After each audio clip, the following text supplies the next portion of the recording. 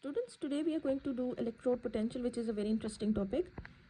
First, you should know that a redox equilibrium exists between two chemically related species that are in different oxidation states.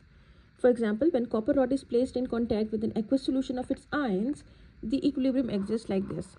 Cu positive 2, it gains 2 electrons and copper solid is deposited.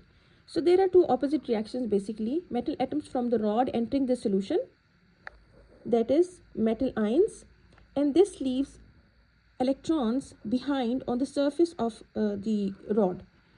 Okay, for example, Cu positive, Cu solid, it changes to Cu positive 2 plus 2 electrons. So electrons are left behind.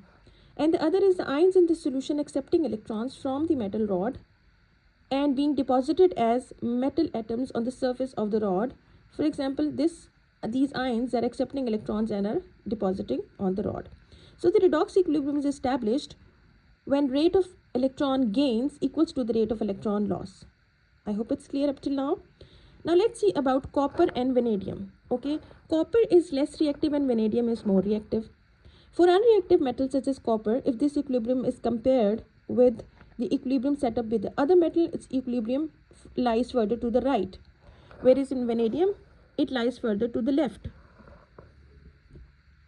Okay, now here you see that copper ions are therefore relatively easy to reduce. They gain electrons readily to form copper metal. On the other hand, the reactive metal like vanadium, the equilibrium lies further to the left. Like here you see a V positive 2, it gains 2 electrons to form vanadium solid, but vanadium positive 2 ions are therefore relatively difficult to reduce. Okay, because it is more reactive and the equilibrium lies further to the left. So they gain electrons much readily by comparison.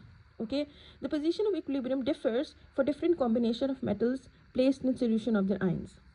Okay, so when a metal is put into a solution of its ions, an electric potential is established.